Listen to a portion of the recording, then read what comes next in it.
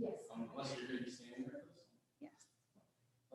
So sorry, but I should not have my camera nor my mic on, correct? Nope, everything will go through these guys. Cool. Thank you. Oh, I was gonna stand, but if I could, do you care if I sit? Apparently, because I'm. You're going to want to stand. Okay. Oh, because the microphone. Yeah, Understood. it only does like come in front of it.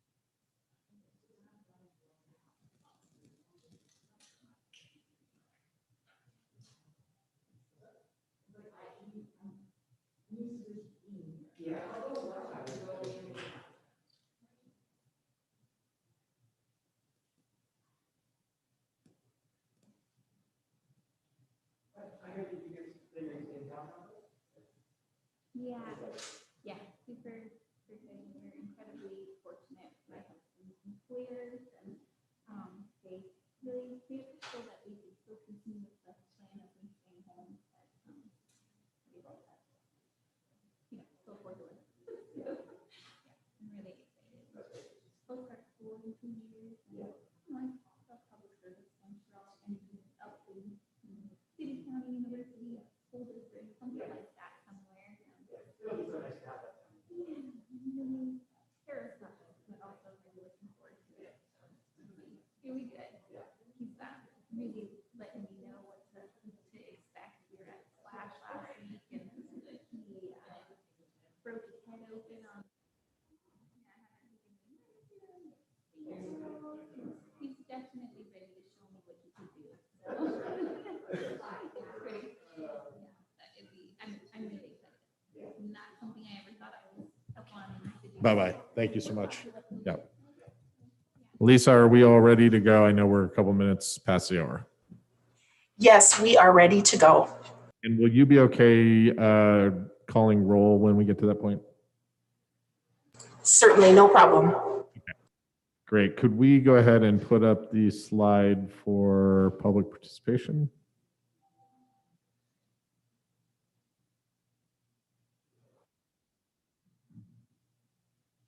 Great. Thank you.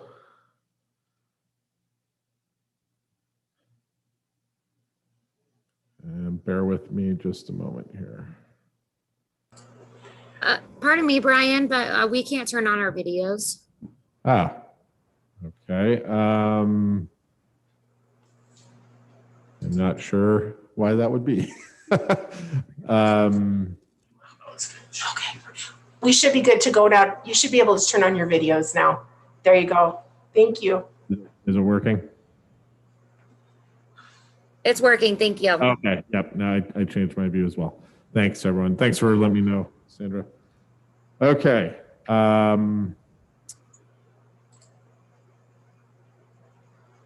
Sorry for the delay. It's 2:04, a few minutes past. I will go ahead and call Budget Committee of the Whole to order for today, July 28th. Our first item, well, we continue to meet virtually, although as you can see, we are in a testing phase for the hybrid meeting format that we hope to roll out soon, and being mindful of the new guidance from the CDC yesterday, as well as the increase in case counts statewide and in the county. But we are doing a test of this hybrid format that would allow council members and the public to participate both in person and remotely ultimately. So there are some council members here in chambers and some participating remotely. With that, the process for participating via Zoom, if you're in the public, it remains the same. You can raise or lower your hand as a participant in the Zoom meeting. You can click more on a cell phone. You can use *9 to raise or lower your hand as on a landline. And we have our city council voicemail at 406-552-6012 and the council email, council@ci.missoula.mt.us. With that, we will move to roll. Could you please call roll? Stacy Anderson, Present. Mirta Becerra, I believe she indicated she would be absent because of a commitment. all right, thank you. John Contos, Here. Heather Harp, Here. Jordan Hess, Present. Gwen Jones, Present. Julie Merritt, Present. Jesse Ramos, He had to leave, Amber Sherrill, and she is also going to be absent. Sandra Vasica, Present. Brian Von Lossberg, Nope. and Heidi West. Present. All right, so that would be 9 members present and 3 absent. Great, thanks. We have minutes to approve from July 21st. Are there any changes to those minutes? Seeing none, those will stand approved. We'll take public comment on non-agenda items pertaining to the Budget Committee. Mr. Larson. Yeah, I just wanted to also reiterate that I've gotten a very vast but not updated capital asset list from the city. I believe it includes a lot of equipment that's actually been sold off. So I don't know, but I'll have to do a lot of research myself to figure that out because I've asked and I don't really receive much help from the city itself. I also haven't received an insured asset list from the city, i.e. all the real property and items that are insured. This would help me actually create what the city should already have, which is called a complete capital asset list. But that's neither here nor there, but kind of does relate to what we're talking about when we're talking about spending more money. When we're asking the public to approve a budget, we the city should actually know what we actually own and insure. And I've yet to actually see that. So it's very alarming. And it very much does have to do with this committee. And I very much hear echoing silence from everyone on it regarding the capital assets list of the city, the updated capital assets list of the city, or the insured assets list of the city. But thanks again for Brian Von Lossberg to shout out the CDC guidelines. We do have a city-county collaborative health department that can address the issues I previously voiced about the jail and their mask protocol and lack of vaccination and all of the above. But maybe we'll just have to wait till next year in the Jedi Council to do its magic. But thank you, and I'll be commenting later.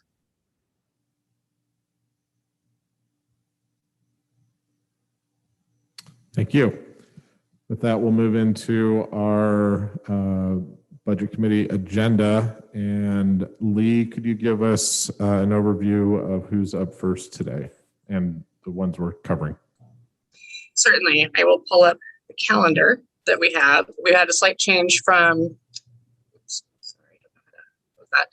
slight change from last week, where we have moved the health plan and permissive medical levy to be reported on this should be the 11th. Can't quite tell, the spacing isn't perfect in there. Today we are going to hear from municipal court first, and then the attorney's office, the Missoula Redevelopment Agency, and the Parking Commission. And we may be receiving taxable values next Monday. And then we will be reporting on those taxable values and how it relates to the revenue picture for the city on August 11th. Thank you. Great. So I believe you said Muni Court was up first. Yes. Tina, the floor is yours.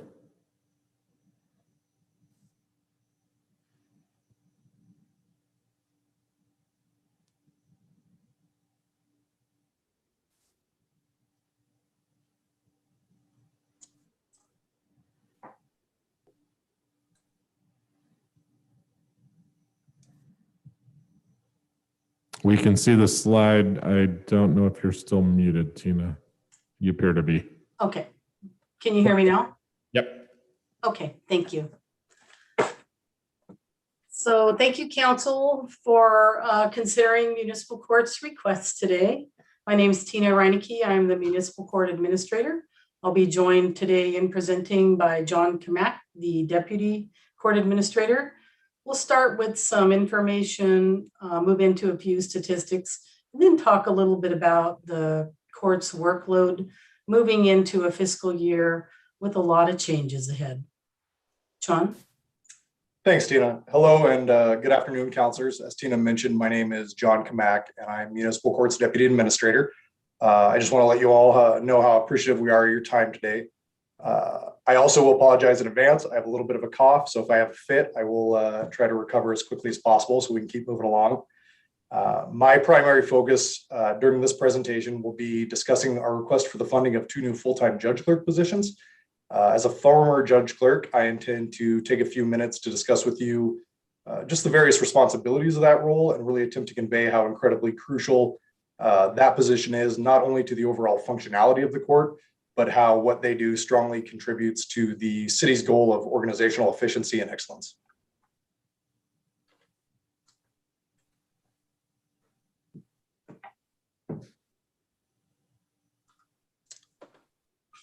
And Tina, are we able to move to the next slide there? Yeah, I'm just trying to figure out why it won't.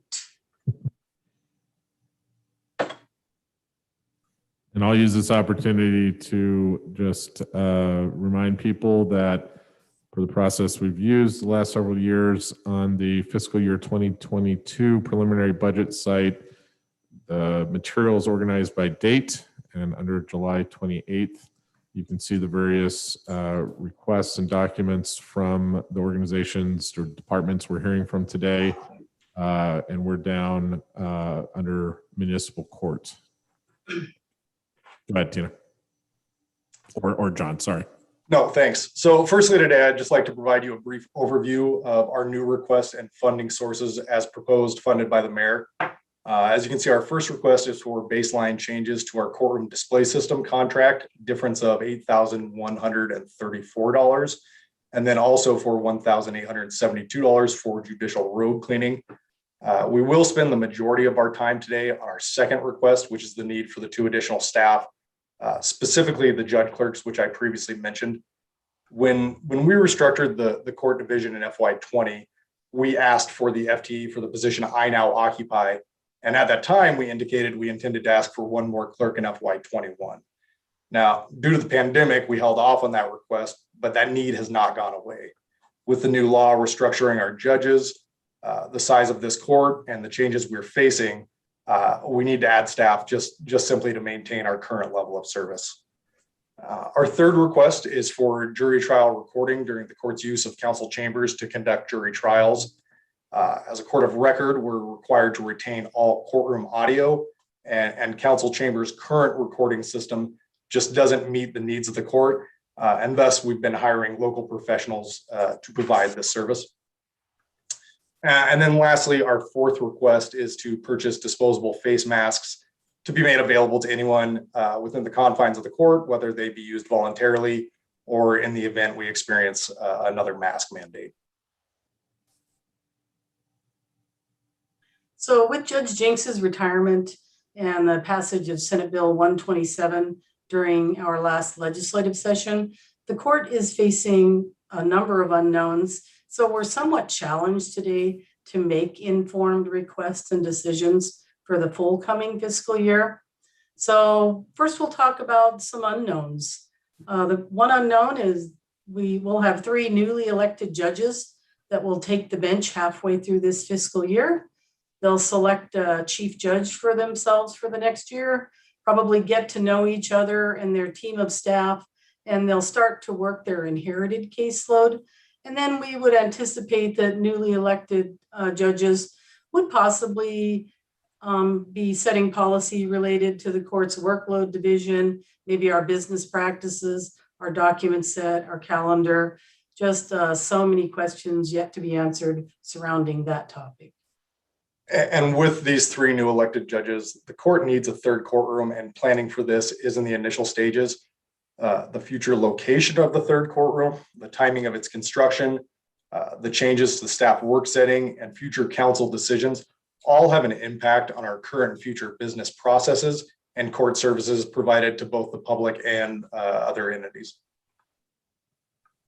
And then a third unknown for the court is that we know there will be at least 4 new faces on city council, and that poses an opportunity for the court to learn really what a new council will need in terms of information to fully fund the needs of this court, not only this fiscal year, but in the coming years.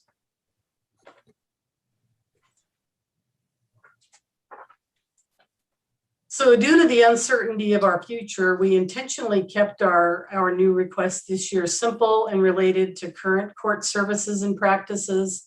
So here's what we know today. That Judge Jenks has provided consistent and stable leadership in municipal court for the last 10 years.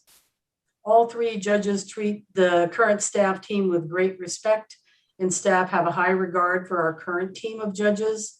And municipal court is positioned to move forward in a competent manner. And we have an experienced team that works really closely with one another every day. And though there are a number of unknowns, we know that this team shares common goals and will be able to adapt to the upcoming changes through the use of effective communication and support for one another, the court, and ultimately the city as a whole. So as a team, the one thing we know that we can count on is change. So whether it's a database conversion, restructuring of the court divisions, new laws, day-to-day policy changes, the current team is well practiced in case management, and the newly elected judges will inherit a really solid team, but we do believe we need to beef up that team before they arrive. And with that, the court has an established document set that, when combined with our proven daily court schedule, we believe allows defendants the opportunity to learn about and address their cases before a judge. The 3 newly elected judges will find documents and a fully calendared docket in place on the first day that they take their benches. So this will allow some time for them, the time that they need as a team, to work on a redesign as municipal court inevitably experiences some reorganization issues. So first we'll talk about the past year's workload indicators. The chart on the left shows the court's caseload broken down by disposed and pending cases. So a disposed case is one where a defendant has been before a judge has issued a finding. That case would remain disposed until all of the fines, fees, and restitution have been paid, and any other sentencing requirements in place were completed by the defendant. The pending case is one where either the defendant has not yet appeared in court to make a plea, or a defendant may have appeared in court to make a plea, but the case is not yet resolved by a change of that plea or a dismissal of the case. And one other reason a case might be pending is that there's a warrant out for an arrest because the defendant has just failed to appear in court. So you'll notice that we had an increased number of disposed cases starting in April this year, and we can attribute that increase to 2 activities. One was a warrant review project that Judge Jenks completed, resulting in the dismisses of cases considered minor that were more than 15 years old. And then the other activity was data cleanup of disposed cases more than 15 years old that had been submitted to collections prior to 2005. So the chart on the right shows our current pending caseload, and likely very close to the caseload that our 3 newly elected judges will inherit and divide amongst themselves in January. And I just wanted to note that when we last presented budget requests to council in person in July of 2019, our caseload was very similar at the same time in terms of we were in the 10,000s of pending cases.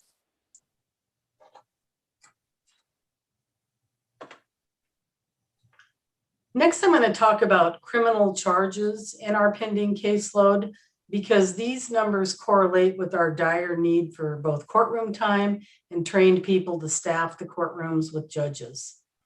So just to be clear, on this slide, we're talking about charges, not cases. So a case may have one charge or many charges. So when we look at our court caseload pending charges that were written between 2017 and today, 50% of those total charges are for criminal offenses and DUIs. So these would be our charges that are jailable and include offenses such as simple assault, stalking, or partner family member assaults. And a high percentage of pending criminal charges impacts the court because they require increased time in the court for defendants, prosecution, public defenders, and attorneys. So cases are moving more slowly. We also know that defendant failure to appears are up for many reasons. In part, we believe due to cuts at the state level in Montana to mental health services.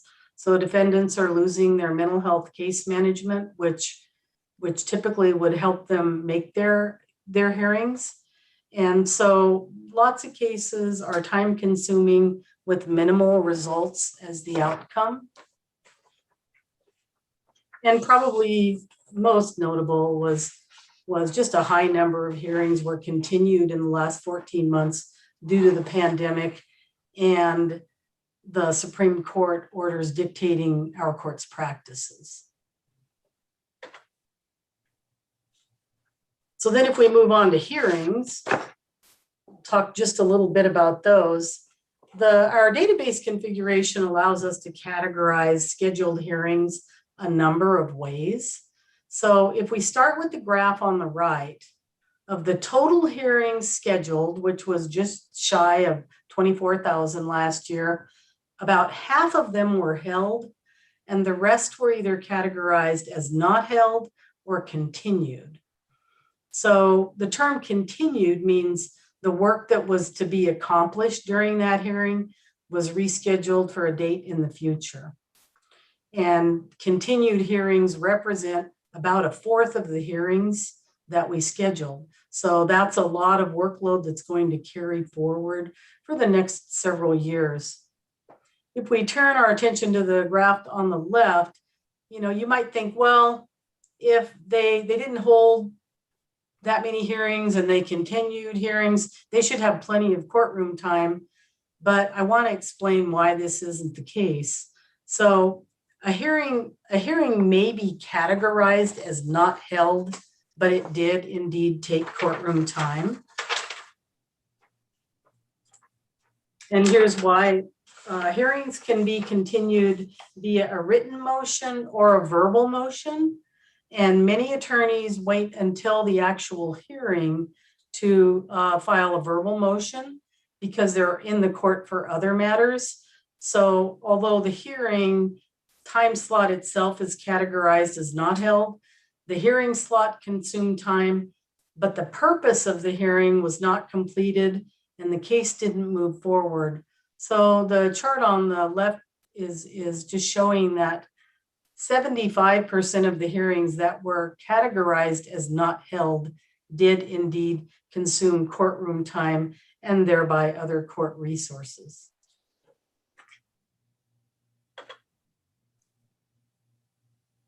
And then last, I'll talk about continued hearings. Since the pandemic hit last year, a high number of hearings were continued. So I prepared this slide showing a breakdown, showing who moved that a hearing be continued. And you can see that the highest percentage came from defense.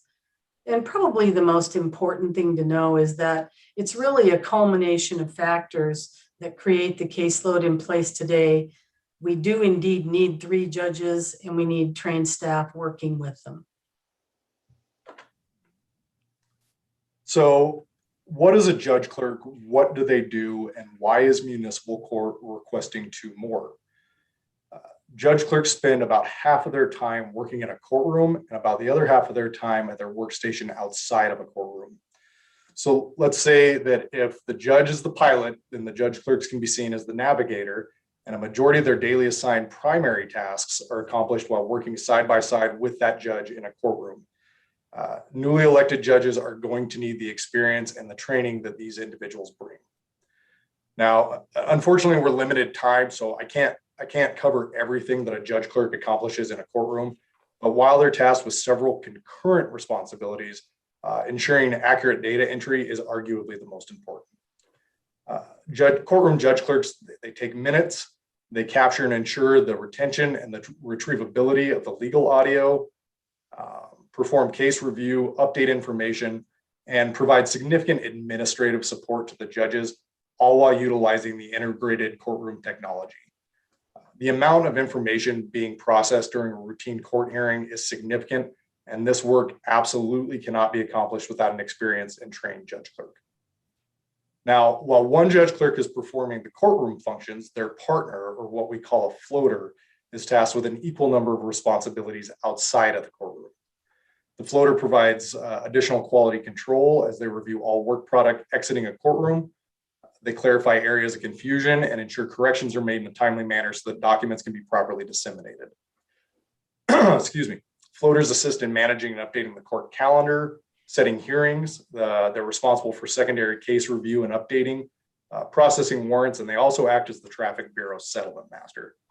Now, the settlement master is a specialized position that is integral to the alleviating court overflow and improving the overall efficiency of the court system.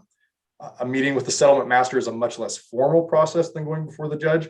However, it allows the defendants the opportunity to move their case forward in a timely manner.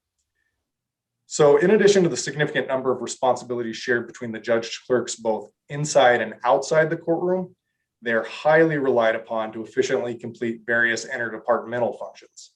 Almost everything that occurs in the court involves an outside agency, whether it be the city attorney's office, the public defenders, private attorneys, county detention, probation, parole, or any number of other departments. Judge clerks play a vital role in ensuring that these organizations all have the necessary legal documentation required to complete their responsibilities. So finally, without highly trained and committed judge clerks, the court's standard day-to-day operations wouldn't function nearly as efficiently as they do now. Judge clerks are routinely tasked with assisting the court in numerous other areas, and the court relies heavily upon them to perform both judicial and non-judiciary functions.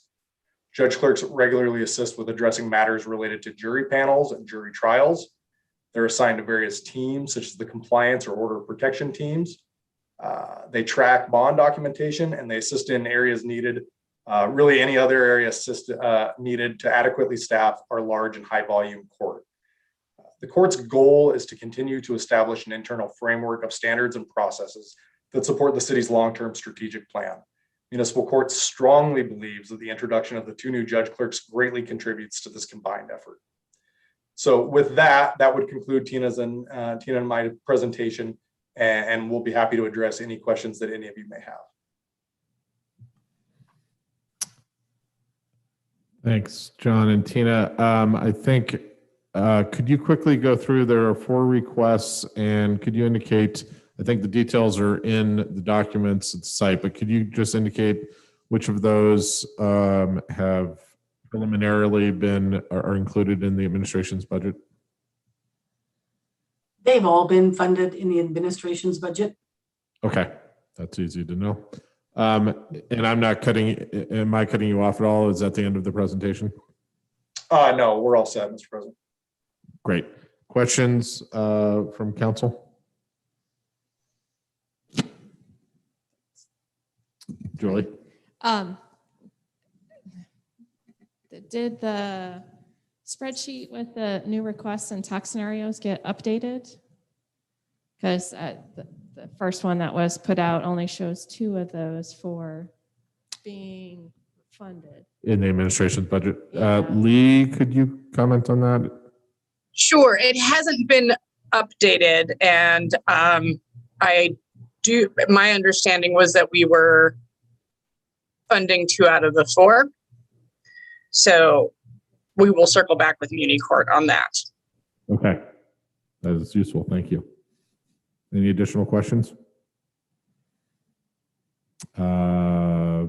Stacy. Actually, Mr. Contis had Oh, his he hand up. was. John, my apologies. Yeah, so you're looking for 3 more clerks, was that correct? Just 2 clerks. 2 clerks. Given our current situation in trying to find people, is that possible? To find qualified people? We do believe it is. We have had success in the last 5 months. We have had very successful recruitments. So we believe we can find those people. Are they local or out of town? All of our last ones were all local people. Great, thank you. Stacy. Thanks so much. I think it's important to note that for this particular budget request, I mean, our hands are sort of tied because of some of the work that the legislative session did with requiring us to have 3 elected judge positions. It is only appropriate to make sure that those judge positions that we are now being mandated to have the appropriate staff and room to do the work that they are tasked with doing. So, I mean, I think that that is an important thing to point out when we consider this line item and why it's being funded. So, thank you so much. Okay. Julie. Not to be argumentative, Ms. Anderson, but the legislature didn't say that we had to have 3 judges. They said that all of the judges that we have to be elected and that we can't have appointed judges. So, and I think though that the presentation that we just saw fully supports that there's workload there for 3 judges, and with 3 judges, I agree that they probably need more clerks to go along with that. So it all makes sense. Got it. And I'm realizing I have to survey the room and on Zoom, so bear with me. Not seeing any additional questions. Let's, as we indicated, let's get clarity around the ones preliminarily included in the administration's budget, and we can move on. So thank you, Tina and John. Yes, and I apologize for that, Brian. That's my mistake. So No worries. thank you. Yeah, thank you all. Next up, I believe we are doing the city attorney's office. And there we go. Jim, the floor is yours.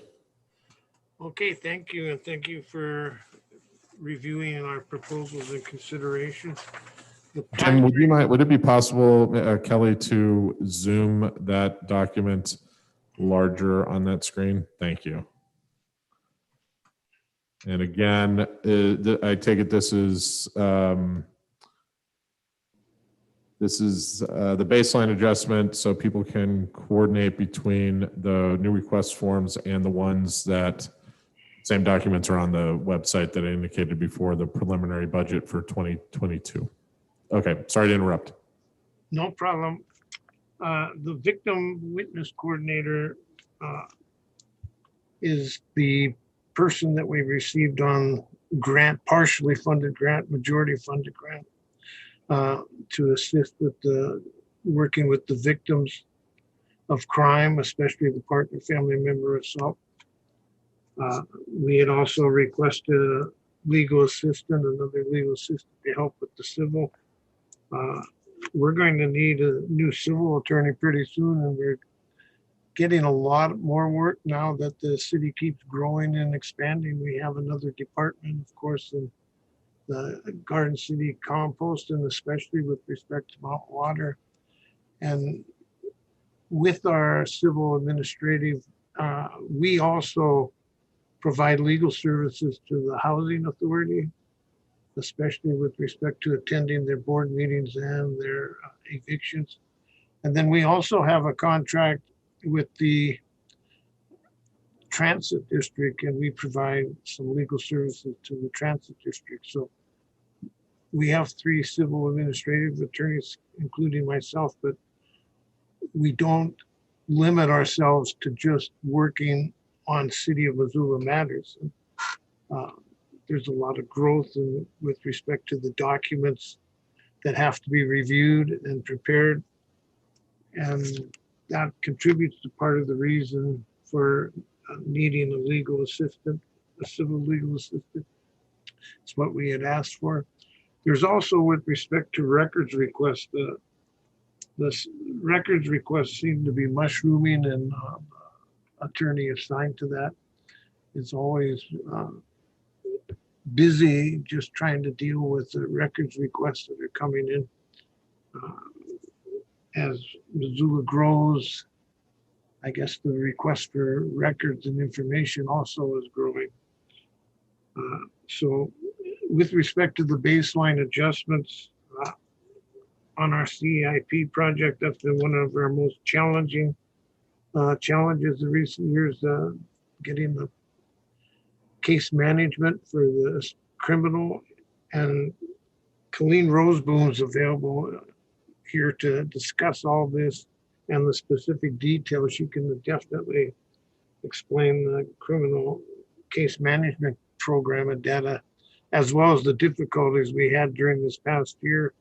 We thought we had an entity that was going to provide what we needed.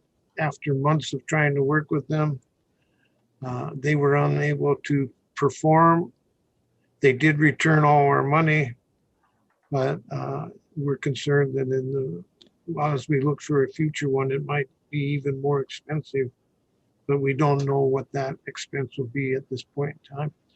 And I'd ask that Colleen be able to speak now to explain what I haven't. We'll just generally go over each of our requests. We kept them very short this year.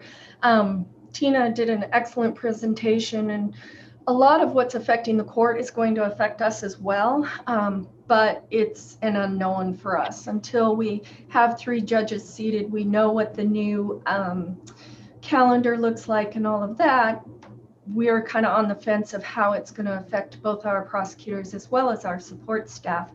The first request, the victim witness coordinator is already in the budget basically for the salary.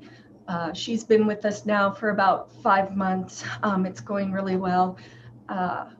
But the travel, last year we had hoped to send both of our victim witness coordinators to a specialty victim training that was scheduled for San Diego, but of course we all know what happened with that. So this is a baseline adjustment to allow for additional travel and training monies to be able to send our victim witness coordinators to those type of training that we can't necessarily always get here locally.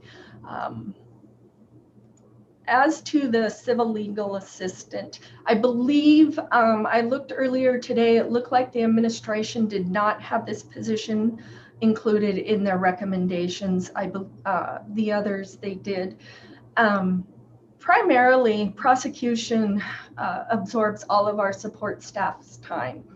And so oftentimes our civil attorneys get left out in the cold or last minute when our legal assistants can get to helping them.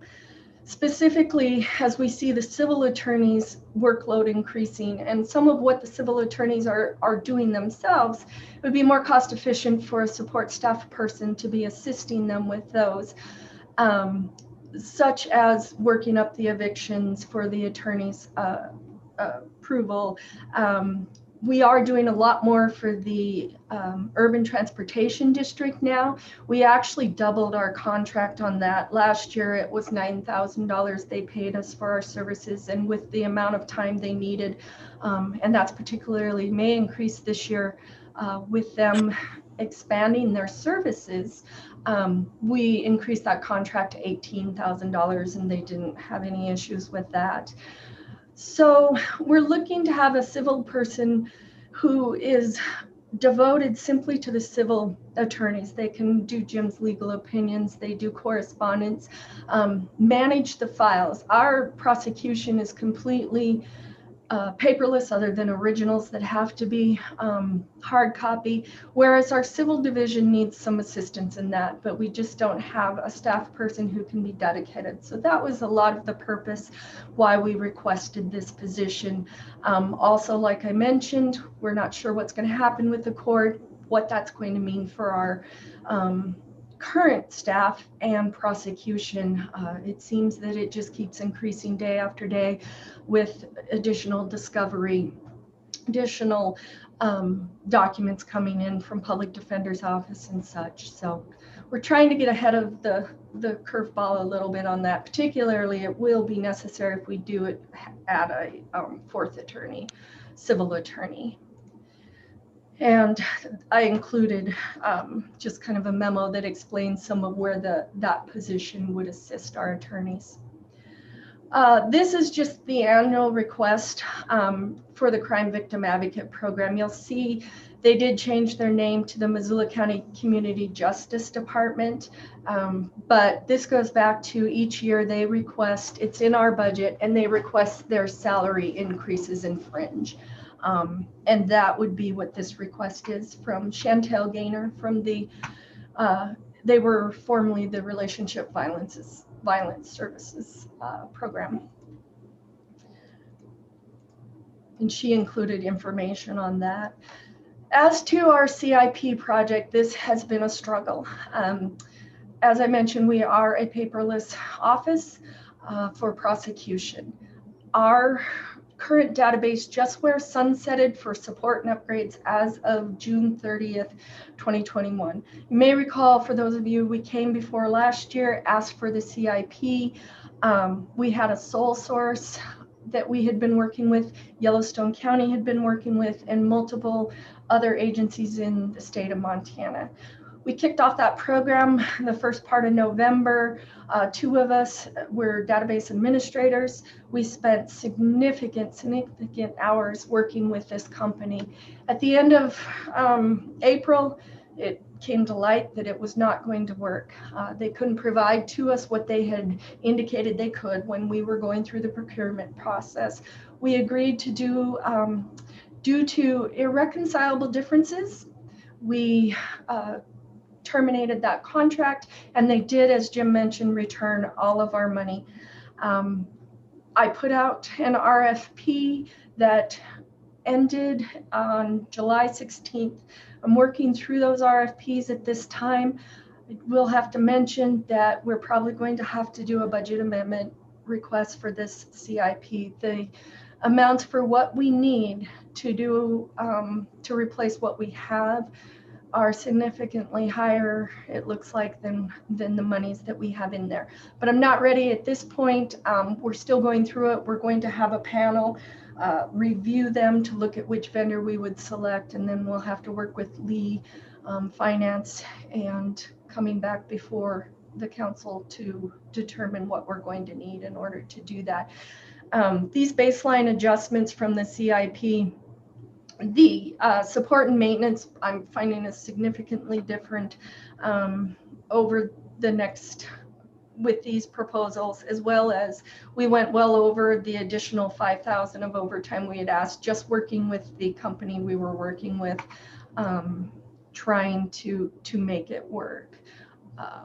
So I foresee us needing that again this year as we work on trying to replace that. And with that, if you have any questions, I'm happy to answer them. Okay, thanks, Colleen. Any questions from council members? Colleen, could you quickly summarize again? I know you covered it again, but which of the items were included in the administration's budget at this point? And the CIP, of course, is an update, and we haven't spent that at this point. The mayor's recommendations, I believe, included everything but the civil legal assistant position. It was not funded, I believe.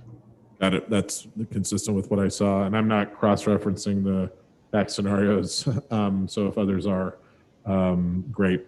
But thank you. Any questions again? Seeing none, and none among my colleagues. Thank you, Colleen and Jim. Thank you. Thank you. I believe next up we have MRA. Yeah, I'm gonna see if I can share my screen real quickly. And you're a little bit faint, Ellen, on the mic. Is this better? Marginally. Okay. How about this? Yeah. I'll just talk loud. Okay.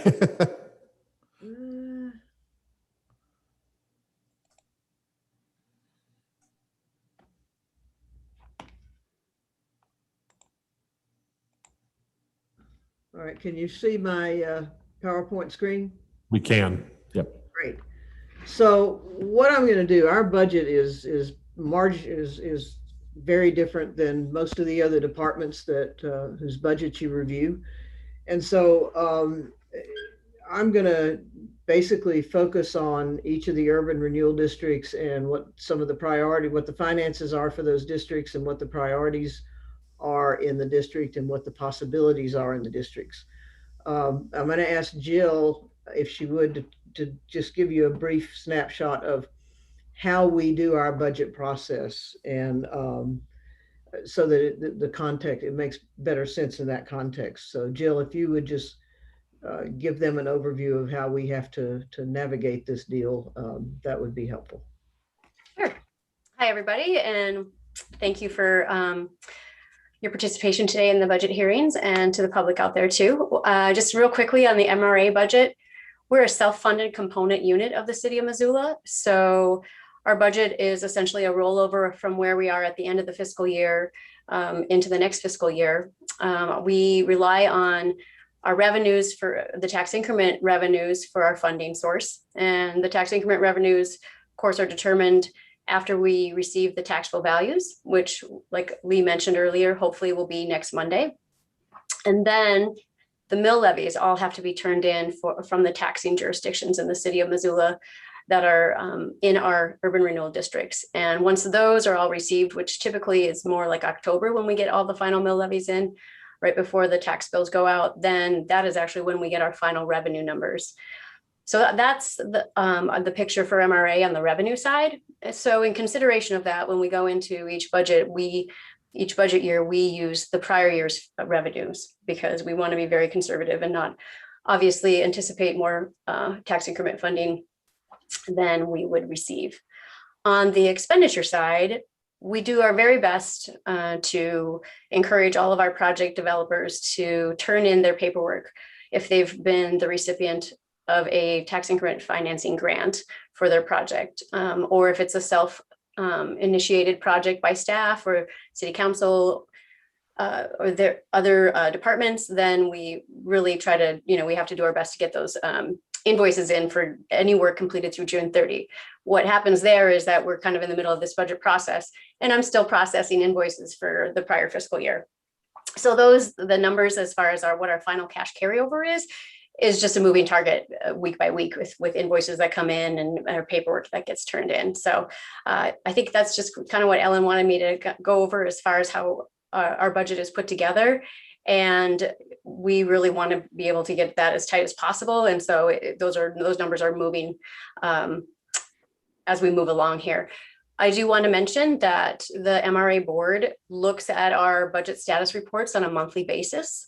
Those are attached to our agendas every month for the board meeting, and they are also, so you can link to them that way, or you can reach them just by going out to the Missoula Redevelopment Agency website and click on records down at the very bottom on the left. And if you scroll down under that page, under all of our records, you'll see financial reporting. And so you can click on any of those months of the fiscal year and see where we are at that point in time with our project payouts or what's been approved by the board. When a project is approved by the board, then it gets added to those budget status reports. There's one for each district. And we did present our preliminary budget, which we call it preliminary because, of course, like I mentioned, we don't have those tax increment revenue numbers in. So we asked them to look at what we think we're going to be carryover projects for the next fiscal year and what we might have for staff initiated projects. And then we did present that to them in June at their June board meeting. So that preliminary budget is out there. And I just posted another update to that preliminary budget out there too. So that's all I have, unless you have any questions. Thanks, Jill. And I think it's good to point out, and correct me if I misspeak on this, you mentioned earlier, the carryover from fiscal year to fiscal year, this is like our enterprise funds. I think it's important for public to understand that, like our water system, like the sewer system, enterprise funds, there are others where there is that carryover from year to year. So thanks for mentioning that. Yeah, and I think one other thing that's worth mentioning is that you know, I think historically a lot of MRA's projects have been reactive. They come through the door. It's a developer who's going to do A or B or C, or Parks Department needs a new park, or, you know, a water line extension is required, or a sewer extension, something like that, that are not self-initiated by MRA. And so we're reactive or reactionary in that sense. But I think in more recent years, we have become much more proactive. So I think that balance, whereas, you know, a number of years ago, we were probably 90% reactive. My guess is we're getting closer to 50-50 in terms of funding that's allocated for projects, because we're in a position.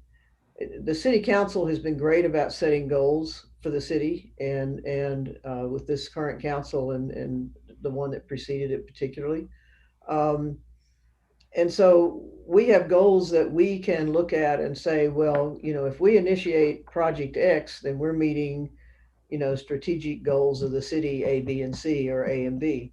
And so we're initiating a lot more projects now, and we have the revenues to do that in some of our districts. And I think that also gives the city way more control in making sure that we achieve the goals of the city that we have set up for the city and have determined are in the best interest of our citizens. We have control over that. Even though we may not be the developer, we may control the property like we do with Scott Street, for instance.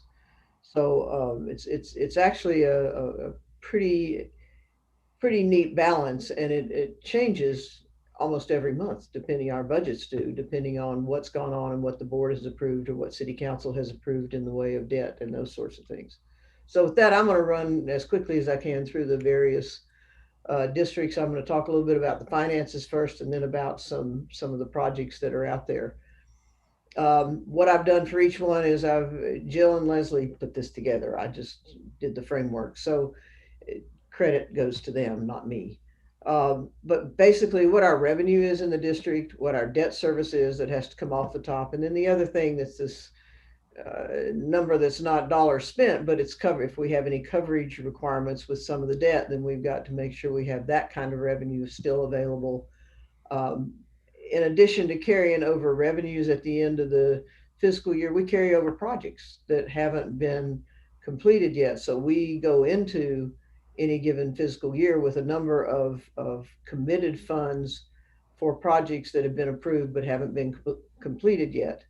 And then based on the assumptions we're making about the FY22 taxable values and revenues, which, as Jill said, we're using FY21 numbers and FY21 mill levies.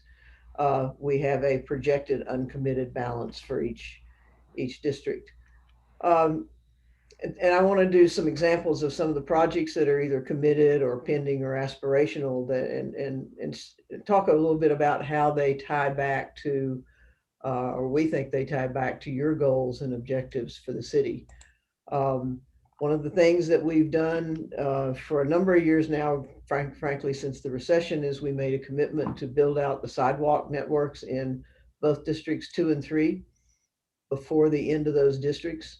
We allocate certain dollars every year to take on chunks of sidewalk that needs to be completed or improved. This year's commitment is roughly $785,000, and that meets the goal of the community development and livability standards that you all have identified. This map shows you kind of what we've done and what we still have left to do. You'll notice the blue sidewalks are ones that have been completed in the district. The red ones are the ones. Yes. Are we all still stuck on I think we're still on the title presentation page. Oh, I'm not sure how to fix that. So well, let me back up and see. Maybe I need to start the PowerPoint over again. We can see them over on the side, the other slides. It's showing the title page. So I just need to, how do I get to this one then? So what are you seeing now, the map? Can you see these slides? Nope, that is working now. Yeah, we're seeing the map, sorry. All right. Well, I'll go. Drag that over to. Well, okay. And can I do this? So what are you seeing now? The map? Very big dialogue box. It says slideshow and resume slideshow. Stop sharing, let's do it again. And then just redo it. And then click on.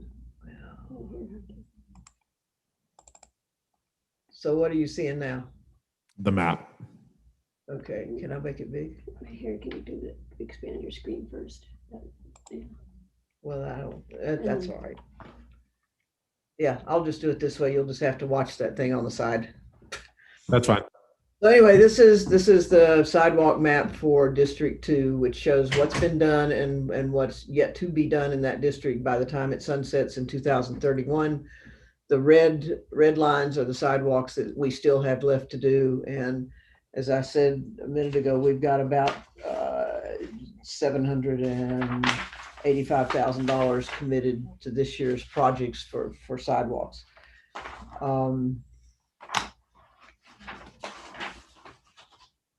So the other project that we initiated this year is to try to build out the missing or deficient water mains in District 2 so that we can leave that district ready to achieve the maximum development that it can. And water is a serious deficiency over there. Brian, I know you'll remember the issue with Garden City Harvest. Yep. Where we had no had no adequate water for fire protection for them to be able to even use their commercial kitchens when they built their new facility. Plus, we had whole trailer parks over in that area that had no adequate fire protection from the standpoint of hydrants.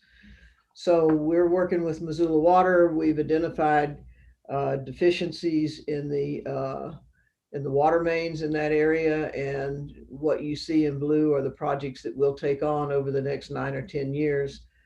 Starting this year with an allocation of just over $600,000, working in an area that's actually west of Russell Street. But now we have some development that's coming to us that is east of Russell and is going to have water line improvements. So we're actually talking about flipping that and starting over here on the east side of Russell Street with some of these areas around Idaho that are seeing some development pressure right now.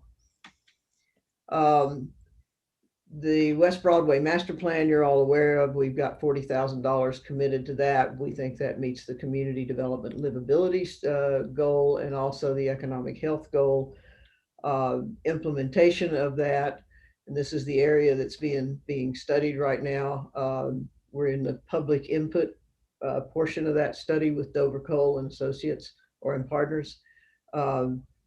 Once we have that plan completed and adopted, hopefully by MRA board and by city council, then we will move forward with how best to implement the different pieces, parts. City controls a fair amount of that property in terms of Missoula Water and of course Sleepy Inn and some properties adjacent to Missoula Water.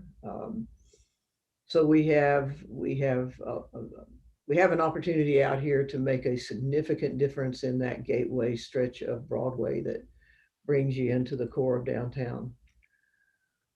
California Street reconstruction is a project we've talked about for a number of years.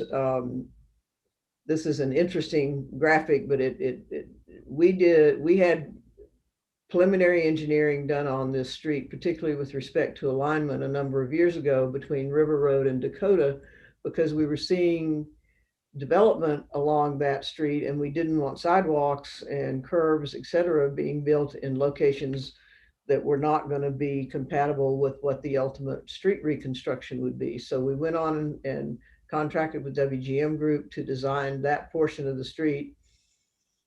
We then, several years later, took on the portion from 3rd up to Dakota and went through a pretty public process about realigning how that street might work, which then ends up creating some really interesting developable parcels that the city controls already.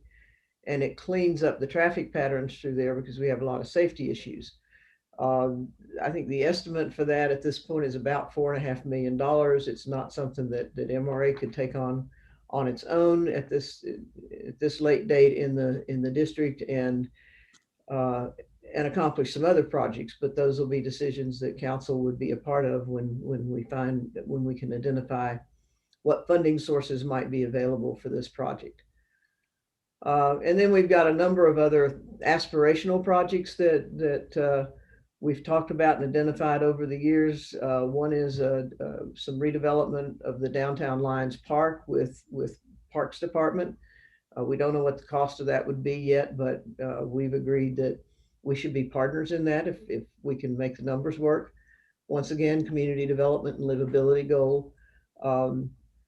We've talked for a long time, even before I was here, about the possibility of using the railroad trestle to support another crossing across the river. I think everybody, or a lot of folks, agree that we need yet another bike ped crossing in the vicinity of either the trestle or riverfront triangle development to serve Stadium, McCormick Park, Silver Park, and the development we're seeing go on the north side of the river.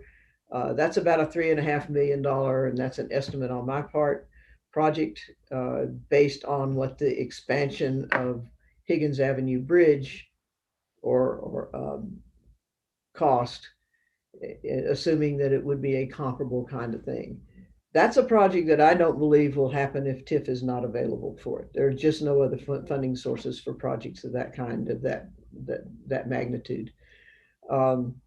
Redevelopment of the Sleepy Inn project, or property that we purchased, and then this kind of opportunistic ability to purchase property for affordable and workforce housing that we can use TIF funds for and encourage private investment along with nonprofit investment in permanently affordable housing. District 3, you can see we've got really healthy revenues in District 3. We've got, at the end of the day, the projected uncommitted balance based on last year's taxable values is almost $3.5 million. That said, we've got some pretty ambitious projects that we're working on in that district that will take a major financial commitment if we want to be successful.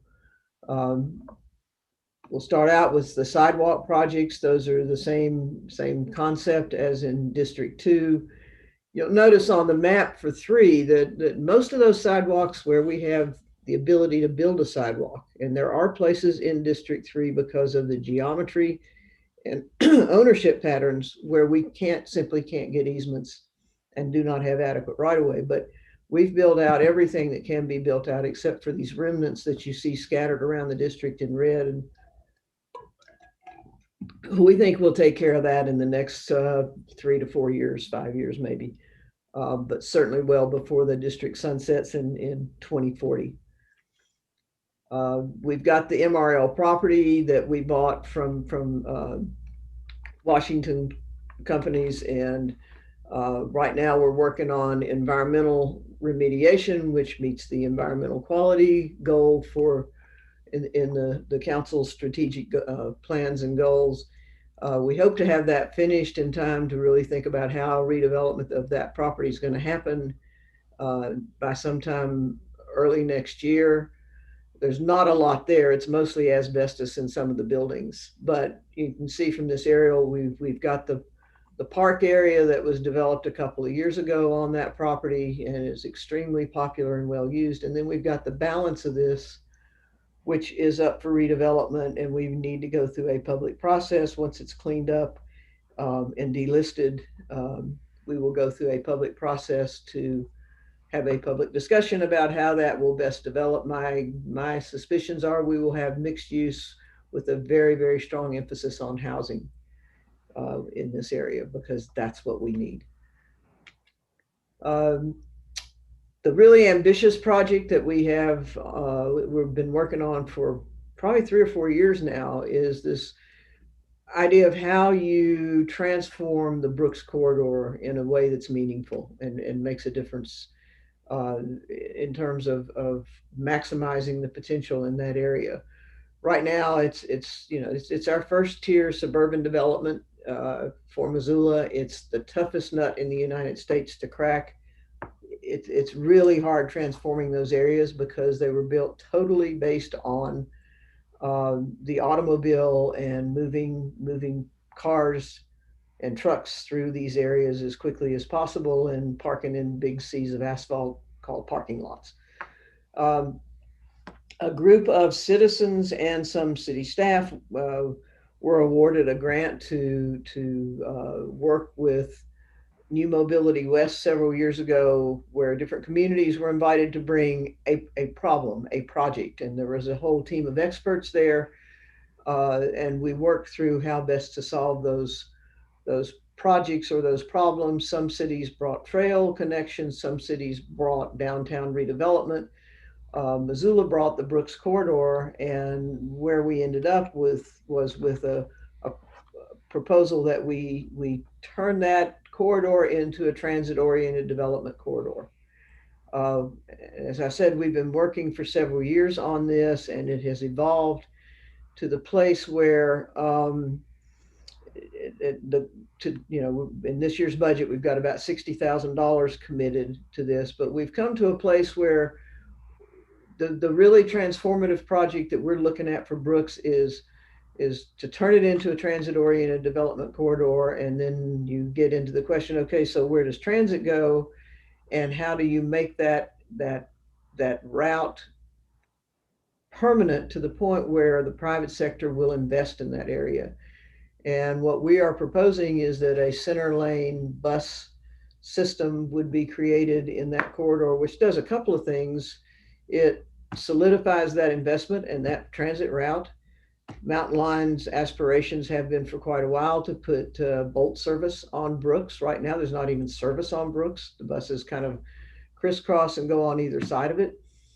But this would put a dedicated line up and down Brooks that would be 15-minute service that is in the center. We'll obviously, north of Paxson and the mall, we're looking at right-of-way acquisition. It's an extremely expensive project, but this notion has come out of a number of very public meetings and very interactive meetings. And there's a great deal of engagement around this in the Midtown area. At this point, and this is kind of the plan view of it. And one of the things this does is it helps with this crossing issue of Brooks. Nobody will cross Brooks because it's just not, it's not set up for pedestrians or bikes, and in some cases not to even drive a car across. One of the most kind of impactful conversations for me around Brooks is a meeting that I was in the mayor's office several years ago with two very prominent businesses in the Midtown area who both were experiencing growth pains, who both needed to make investments which would increase their presence in the Midtown area, and their needs were extremely similar. We offered the suggestion that they might get some synergy out of working together, and the immediate response was, oh no, they're on the other side of Brooks. I'm not crossing Brooks. Everything I have is going to be on one side or the other of Brooks. That is the definition of a barrier street. And if it's a barrier for businesses to make investment decisions, it's certainly a barrier for somebody on a bicycle or on their feet with a baby stroller to try to get across. And if you've got this center bus stations down through there, you begin to, and you start improving the intersections, then you've got the possibility of a really humane street that can still move traffic because it is a major national highways route at this point. MRA and Mountain Line have jointly applied for I think it's about an $850,000 planning grant from the BUILD program. We think this is a really good candidate because it just checks all the boxes of what that program is trying to accomplish. If we get that, then that will give us the funding to be in a position to apply for both transit funds and BUILD grant funds. And the other big advantage is this is in Urban Renewal District 3, which has a lot of bonding capacity still, and we could provide a really significant match for this for federal funding. And once the district's gone, I don't think the city would ever have the ability to come up with the size match that we would need to be competitive. And these are just some of the sample projects that we've talked about over the years. It would be wonderful to get the Bitterroot Trail lit in the areas where we have resources. We need to redevelop the balance of the MRL property as soon as we get it cleaned up. And then once again, that opportunity to purchase property to use for affordable and workforce housing. Hey, Al, you answered on the prior one, the acronym transit-oriented development. I figured that out. I think there was also an acronym BRT. I'm sorry, Bus Rapid Transit, That's right. Okay, thanks. which, yeah, is kind of self-explanatory, but Yep. maybe kind of not. So Front Street is an interesting district. We have invested a lot of money in that area and it's paid off in spades. All you have to do is look down Patty Street and feel pretty proud. And Higgins has always been wonderful, but I mean, the corner of Patty and Main is a transformation that's unbelievable. You will see that we are in the red going into FY22 in that district. The reason for that is that we have approved a number of projects with the condition that reimbursement will only happen if and when there are adequate resources. So that applies to the library contribution that we made of $500,000. They will get their $75,000 a year as long as there's money available for that.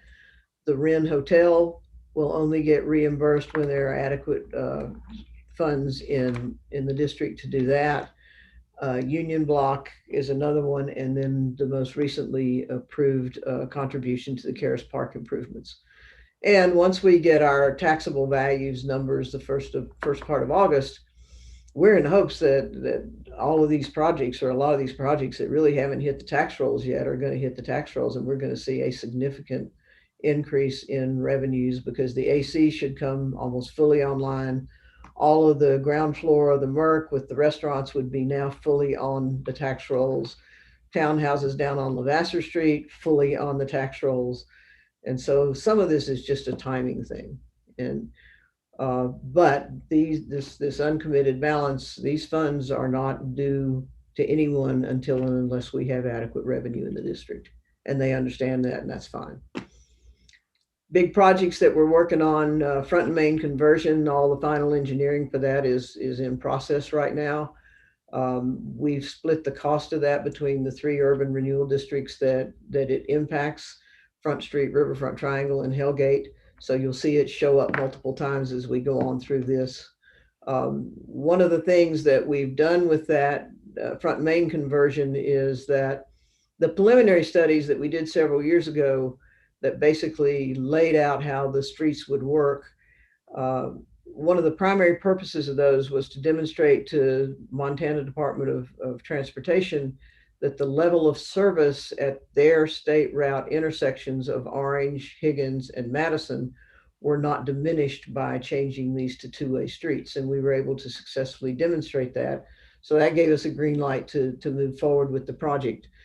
We have added to the scope of that a really serious study of how we access and what is ingress and egress from and to the Kiwanis Park neighborhood. That's a very challenging area, and it's got a lot of complications around the parkland there and constraints on being able to do anything that impacts the parkland. You've got undeveloped properties and underdeveloped properties that are now coming into play in a pretty significant way. And you've got some major investment down there, particularly in that condominium development next to the bridge.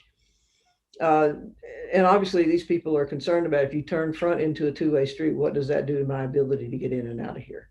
So we're in the process right now meeting with public safety folks, with parks, and getting ready to begin the public meetings with the neighborhood to try to unravel that puzzle. But we have to solve that problem if we want to do the conversion. Main incentive for moving forward with full engineering right now is to position ourselves to go after any federal monies that might come available as a result of the infrastructure bills, particularly if they focus on shovel-ready projects. This positions Front and Main to try to take advantage of that.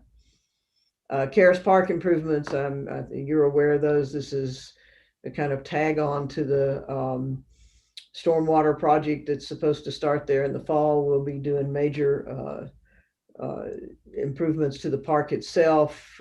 This is the area around the pavilion and the band shell where we take down the bank and flatten that out a lot and create much more usable space, and also create ADA accessible seating in the amphitheater area around the band shell.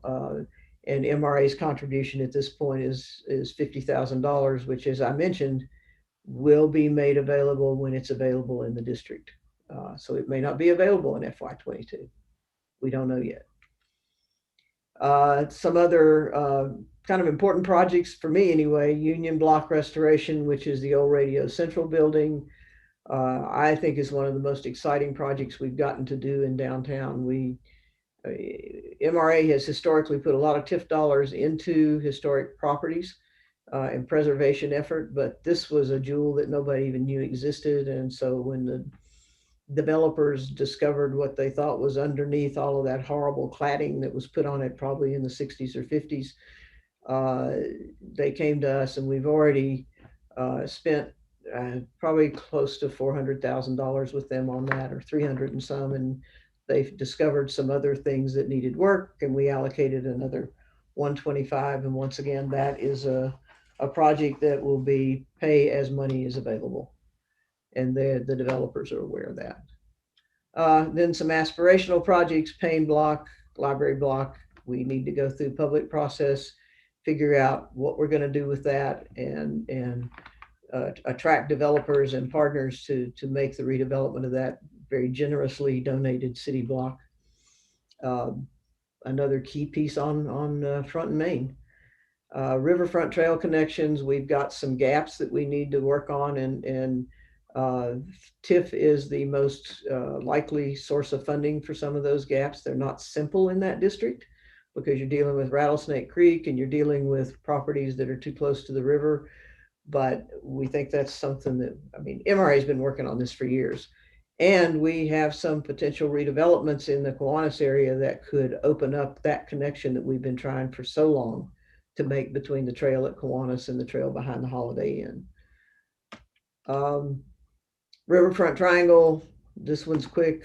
You know, we've got the debt service for that is the Stockman Bank. Utility and sidewalk improvements and deconstruction. We've got a fair amount of money in that district that is uncommitted at this point because Stockman is just throwing off way more increment than is needed to service the debt on that. And we're currently working with developers who are looking at both the Fox piece and the what we think will be residential piece between Owen and Taco John's. Once again, we've committed 100,000 in that district to the Front and Main conversion. Aspirational projects that we're working on are Fox site development, housing west of Owen, and Riverfront Trail connections, because we know we've got to deal with what happens basically from the end of property that we're looking at redeveloping there in the Taco John's. What happens west of that? We need to try to make those connections somehow while we still have funding to do it.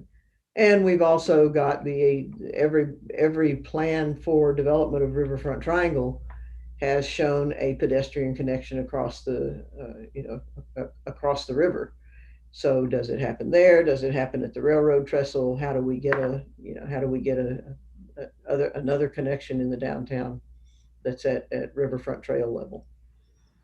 North Reserve Scott Street is a really exciting district just because there's so much that needs to be done and so little there.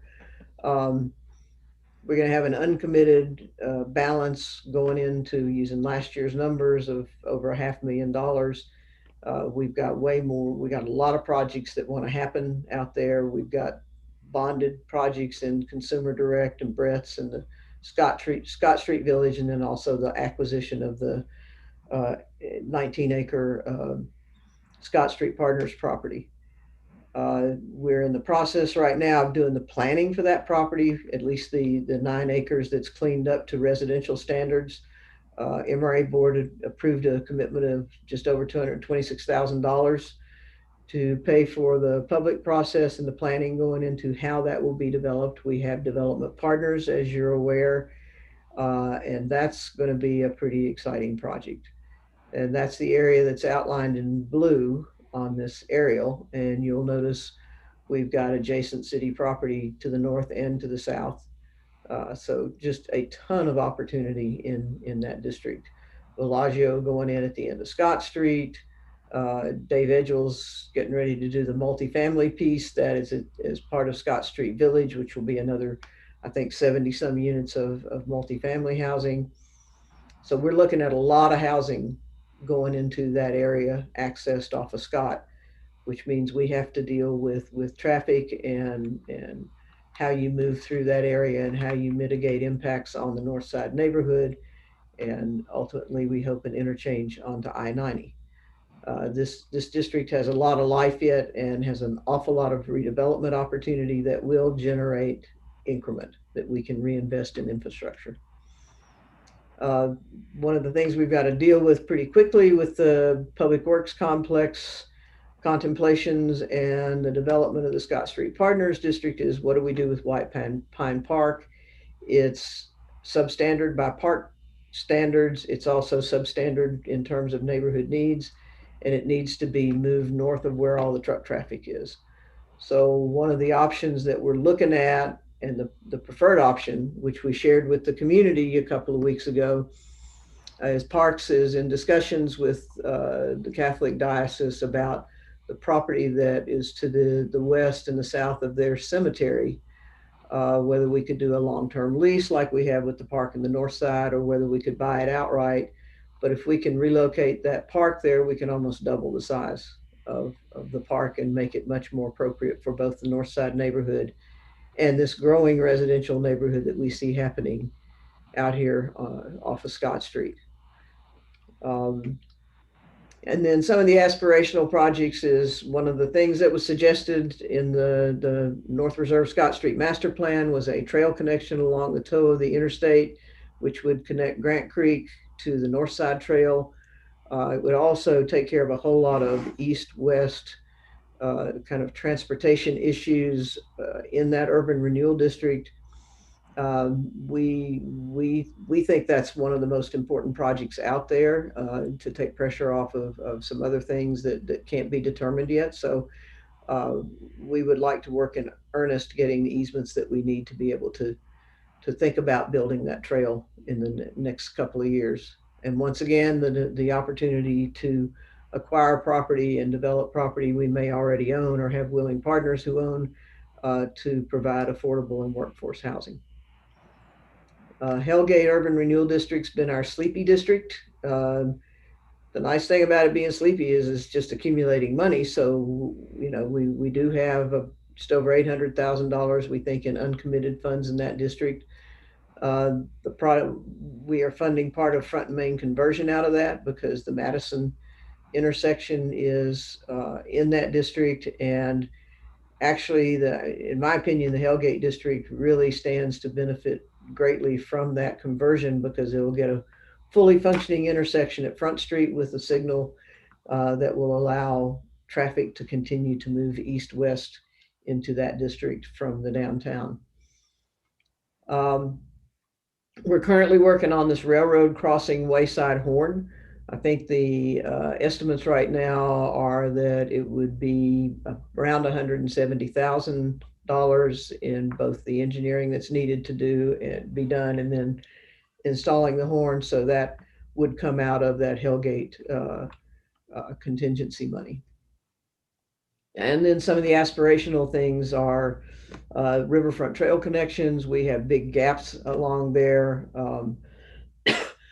between once you get across the creek, then you still have, what do you do behind Albertsons? What do you do behind Doubletree? What do you do behind WGM Group and Thunderbird? So we have a lot of things to work on as far as trying to complete that riverfront trail, which I think the community definitely wants to see and would value.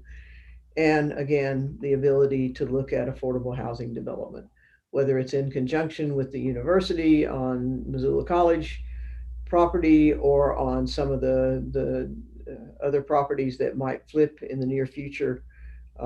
Those are some of the things that we'll be working on in that district. And with that, if you have any questions, I'm happy to answer. Thanks, Ellen. Just a request. The presentation is really helpful. I appreciate that. And I don't think it's posted in the budget documents. If we could get that posted after the fact, that would be great. And I don't know if at the very beginning of it, we're also familiar with the URD names and numbers.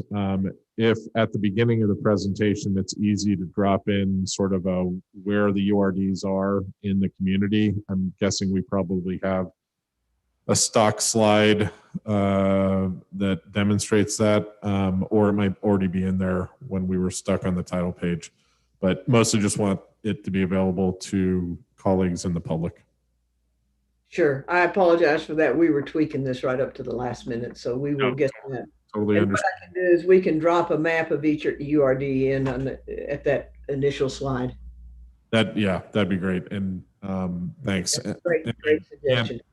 Can't let the opportunity go by. As tempting as it is to talk about the Scott Street area, the one I think it's really worth drawing attention to, and you did, is that water infrastructure, the missing water infrastructure down in that River Road area. I think that's something that a lot of the public doesn't know about. It came up during the water acquisition, obviously, but it's surprising to understand the deficiency in water infrastructure in that area. Not only does that limit, as you said, the developments that are there, but one of the key issues is the inequity in fire protection to the various businesses and residences in that area. And this is, a perfect situation, where TIF dollars can go to remedying an infrastructure deficiency like that I think largely flies under the radar. So, questions, comments from council members? Not seeing anyone here in the room and not seeing anyone online. Okay, thank you so much, Ellen. I really appreciate the detail in the presentation. Thank you. And our last one for today is parking. Tiffany has been waiting patiently here. We gotta, let's see, stop sharing the slide here and then we'll go back.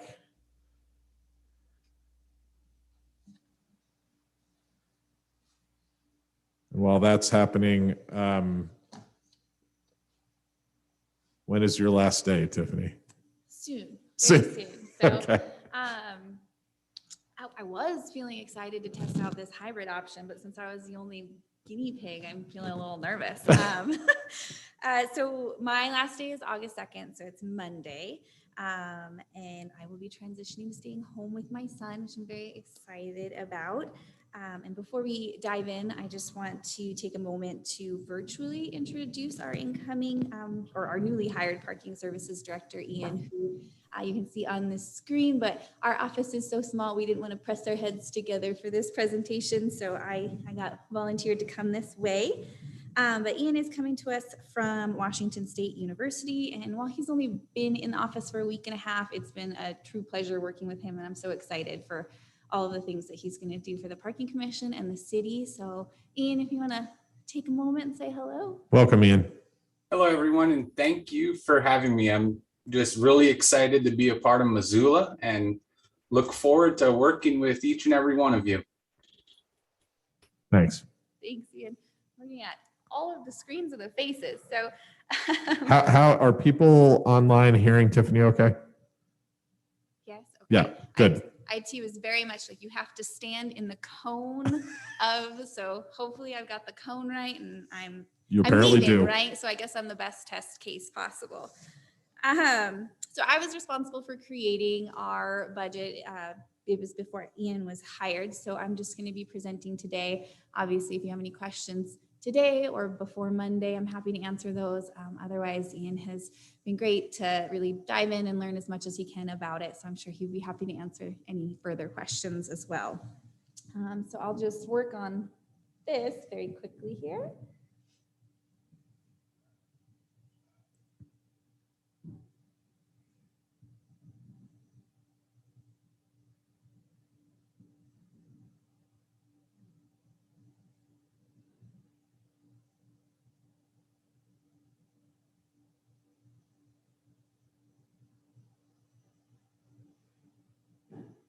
There we go. There's my notes. Nobody look.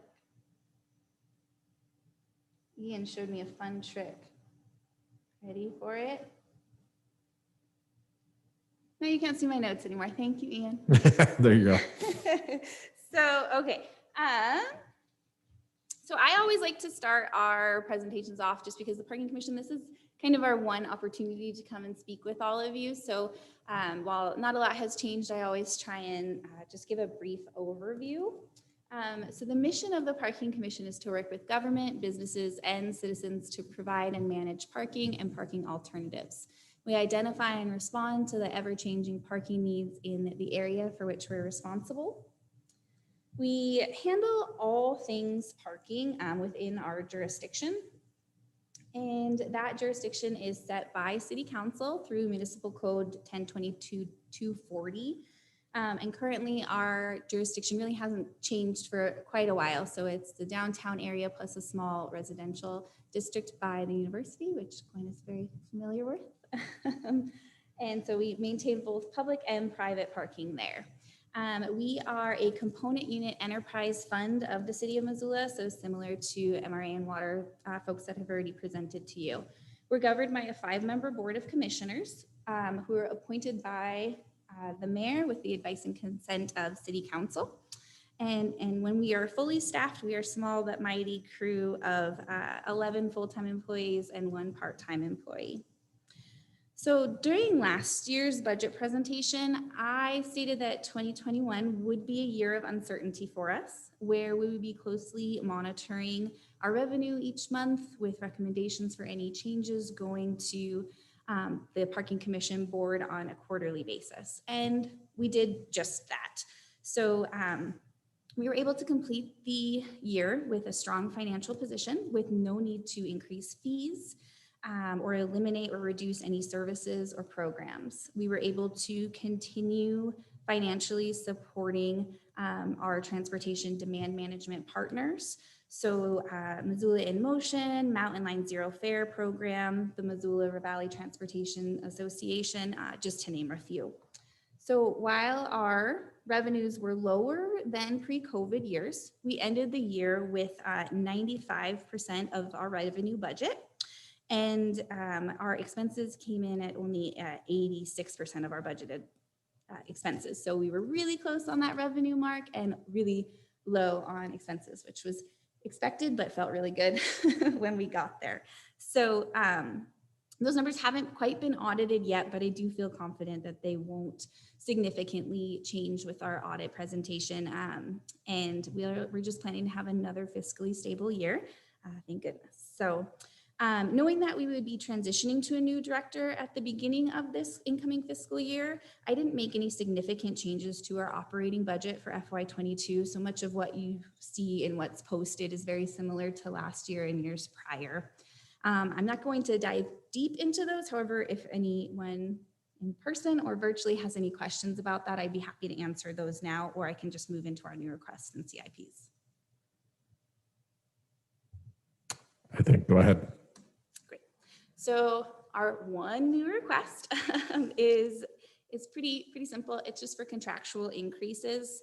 It's for $3,127, which breaks down to about $840 for electrical increases, $250 in solid waste, $114 in water and wastewater, and about $1,900 in fuel increases. So relatively small adjustments, but by bringing these adjustments to you now, it allows us to not have to come mid-year and ask for any increases. This year, the Parking Commission is requesting 2 CIPs in FY22. They have actually all 3 of these items have been included as funded in the mayor's budget. But our first priority as far as CIPs go is our parking kiosk modem replacement project. It comes in anticipation of AT&T's termination of 3G service, and which we currently have in our kiosks, and we would be replacing those with 5G modems.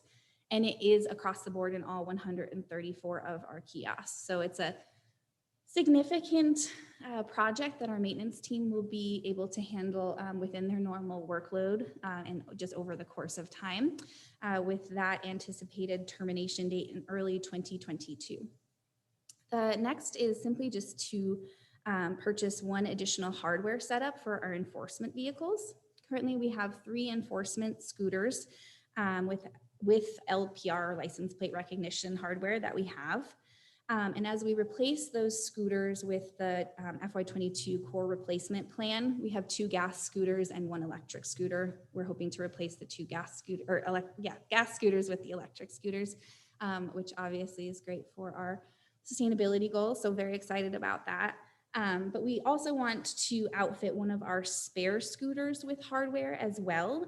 Currently, if there is a scooter that's in the shop for even routine maintenance, our officers do not have the equipment that they need to efficiently continue with their enforcement.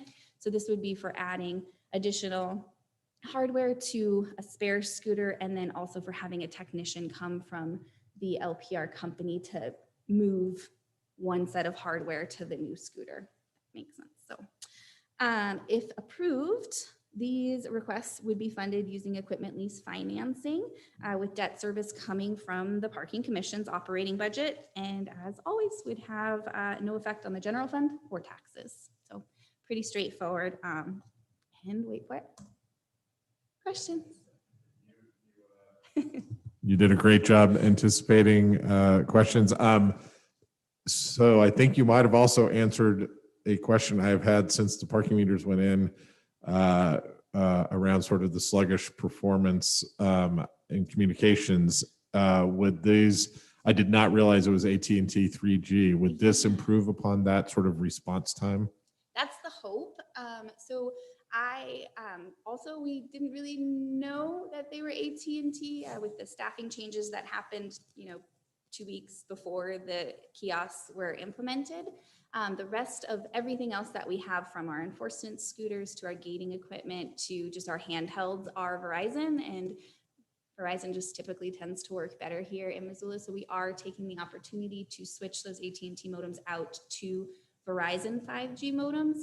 And it's the same cost for us to do either or. So it was really just like a user-based determination of why we might want to do that. So yep. I can't say for sure, but I am very hopeful that that is something that will speed up that Great.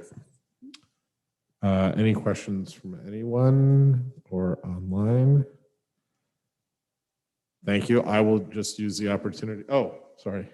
Well, I think I was going to do the same thing you were going to do. I was going to tell you, Tiffany, that it's been really nice working with you and wish you all the best. And Ian, welcome. We're really excited to have you here too. Nobody ever complains about parking, so. Never. And Tiffany, wish you all the best. Thank you. Jordan indeed took the words straight out of my mouth. It has always been a real pleasure to work with you my entire time on council, and wish you the very best. So thank you. Thank you all. All right. I am happy we're a little bit ahead of schedule here.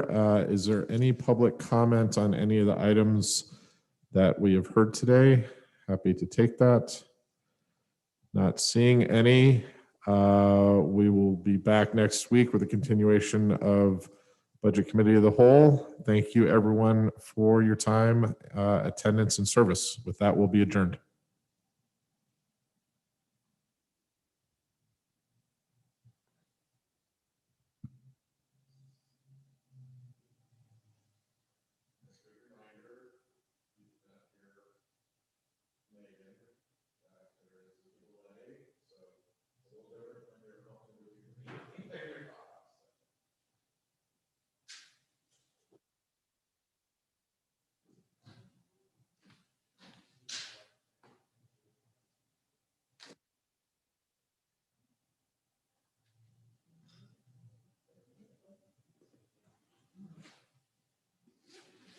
I kind of wonder how they felt on the back end, but that wasn't too bad, other than having like screen, and like, but. Just gonna ask you for any okay with sort of the exception being Verizon info. Yeah, like I think it's great. I think it would be helpful to maybe have like something that you could put the laptop up on, so you're not looking down. But I mean, that's kind of hard. But I think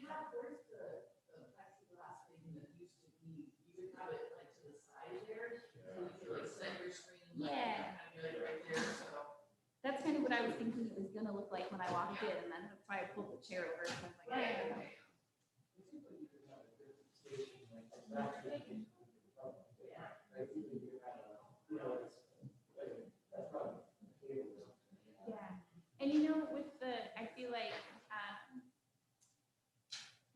our surplus emails, everybody always says surplus emails, if they're standing desks consistently that people don't need anymore. Even if we got like a topper, it would be, just a standing desk topper, that would be relatively inexpensive, especially if it was surplus.